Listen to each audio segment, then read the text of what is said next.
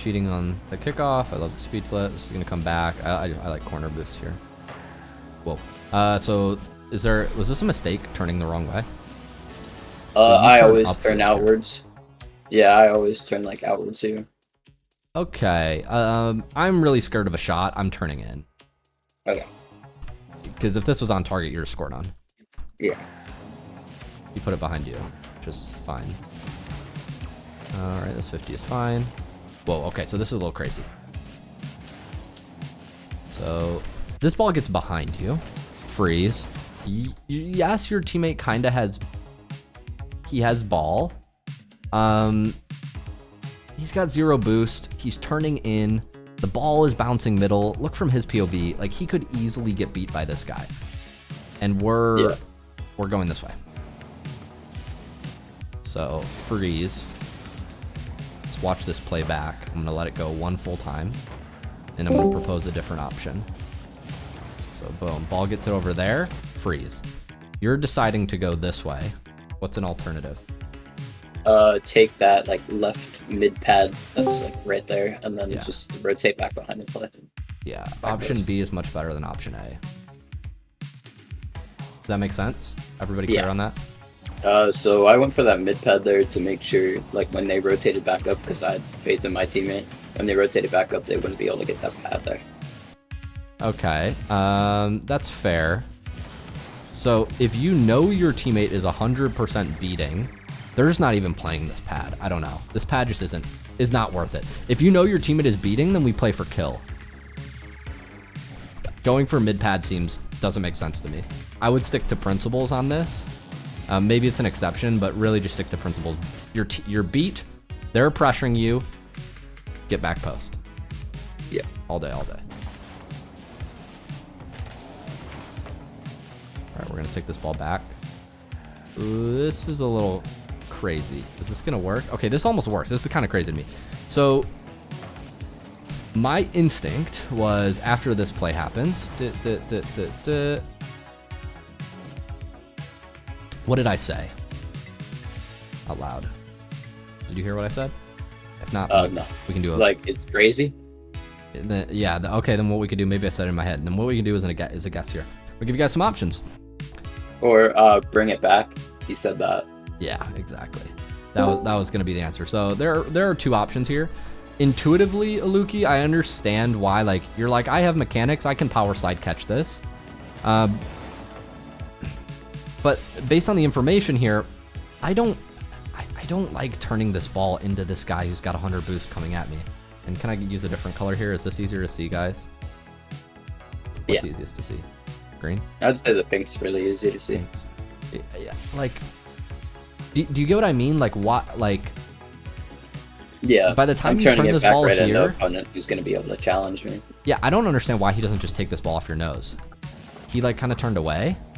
And you have 30 boost. So, like, your teammate is overextended, and you're trying to recommit, like restart a play into 2 players. A very bad idea, in my opinion. Yeah. Other option is catch the ball on your nose, drive it back to the half boost, maybe even to your corner, whip around at the corner, reset the play. No problem with taking this ball back. Forcing this ball forward now gives away possession, and it's technically a 2v1. Of course, he just booms it for no reason, and now your teammate's going to be able to make a stop. But this is just GC1 gameplay. It's bad. It's bad. It's not necessarily bad mechanical execution, but it's bad decision making from both sides. Yeah. It's choosing to go for attacks constantly, even when attacking is not like you're at a resource disadvantage. And by resource, I mean you're at a boost disadvantage, and positionally, and you're in a 2v1. Also, don't mind my camera. I do that before every kickoff. I don't know why. It's just kind of habit at this point. It's okay. It makes you play better. Take time. Nice. That's a good idea with the shot. You don't get the power you want. This is just confidence. We need to boost through the shot the whole way. So you jump, you start boosting, and then you let go. See that? You just let go. Yeah. The confident shot is to boost through this the entire way. Okay, Luke from the future here. Let's talk about how you can actually train this shooting so you can shoot faster and more consistently. I'm going to give you a pack here from KevPert called Striking F7. You can freeze. Code on screen is right here. You're going to hit play. Notice when I load into this pack, the goal is blocked. It's not scoreable, and that's intentional. And the reason is because when you play with a wide open goal in training, at least if you're higher ranked, it can be too easy, and you get lazy, and you don't improve when you shoot. So hit F2, and if you're on PC, I'm gonna show you how to enable something that's gonna help a lot with your shooting. You go into the custom training tab, hit F2, click custom training, go down the bottom, and hit enable goal blocker. Once you've done that, your screen will look like mine, where the goal is blocked. Now, if you pop out the goal blocker, you can draw a rectangle. And for those of you who are champ or GC, I recommend pulling the top part of the net, something like this. Not perfect. And then we're just gonna X out. Now, when you reload the training pack, we go back into our favorites. We're gonna pop it open. Now the goal will be open on the top. Now, if you just hit like a dinker, it's not gonna score. So instead, you have to place shots high, and this is really, really good for training power and accuracy. If we skip ahead, I believe there are some shots in this pack where we can take off early that were kind of more like the shot that Aleuki had in that gameplay clip here. So the goal with this training is you could just go like this and try to like float the ball in, but this doesn't get you better at scoring in game. This doesn't push your limit. Yeah, I mean, it went in, which is like kind of nice, and I guess throw a change up in game, that's kind of good. But the point with this drill is we want to fly as fast as we can into the ball, holding boost the entire time, striking it with the corner of our car to get max power, and this is going to actually get you better at striking. Hope that helps, and back to the coaching. I do like looking for demo, pad, pad, pad, big pad, pause. Let him double, that's good. Teammates got, play back. Great. Guarding the demo, turn back. Love this. This is great. This is a great play. This is just a mechanical. You can use the second jump to flip into it, but I think the best move is jump, hold the second dodge, and then use the second dodge to power through the ball and reduce the knockback. Because you jump, the ball, like, you lose the ability to push the ball up. Yeah. Last bonus drill. Now I'm going to show you how to do that save that Aleuki kind of fumbled the right way. And I do this all the time, which is why I used to train this consistently until I stopped making this mistake. The pack you want to load up is called Uncomfortable Saves, freeze for code on screen. And when you load into this pack, I want you to train these shots a special way. Now, the mistake most players make is they'll just save this ball like this. And while, yes, you saved the ball and in the pack it looks good, in a real game, the ball's going to float into your net, just like it kind of did on Aleuki, or the opponents will follow up and score on you. So instead, what we're going to do in this pack, I'm going to give you 2 levels. If you're kind of intermediate rank, you can practice saving your jump and flipping into the ball. That's kind of level 1. Now, this save is good. It's better than the first one, but you don't really maintain possession. So if the opponent, second man, is adequately positioned back, let's say they're at half field, and you flip into that ball, they're gonna come right back and they're gonna shoot again. It'll be a little harder than the first weak save, but this isn't as good. In order to execute this, you jump, pull down, hold, and then we're flipping. I think air roll helps a lot to get your car flat, so then we can kind of see how we're jumping, and make sure you hold the jump button so your save, or so your flip doesn't time out. I'll let that play back on slow-mo so you can kind of see what this looks like in practice.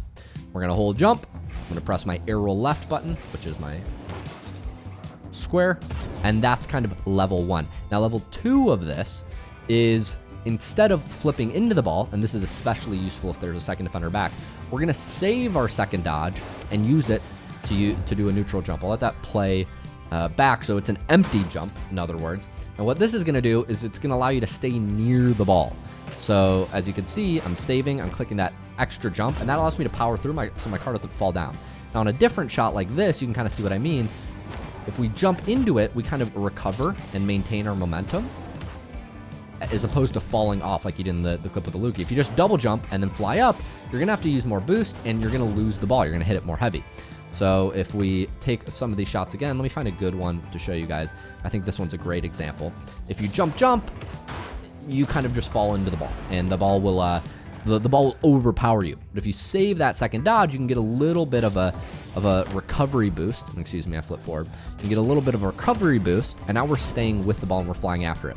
Especially useful when you want to maintain control and follow the ball like on your backboard or something like this. Let's see if we can get it right this time. That's one example. Another example, maybe we can show, this is a good example. This ball come behind. You're jumping, then you're recovering onto the backboard. I'll kind of let that one play out for you guys to see, and hopefully this helps with your recovery. So we're holding our first jump, we're letting go of our joystick to empty jump, and we're air rolling to recover back on the back wall, and then we could, you imagine we're following up the ball in game, helping maintain possession. This is more useful when you have extra boost and you need to buy, and you want to buy even more time. Very, very common to see a player do this in a ones match or a twos match if you're trying to buy time for your team coming back. Not as useful in threes, but you get the idea. Practice that. Let me know if it helps.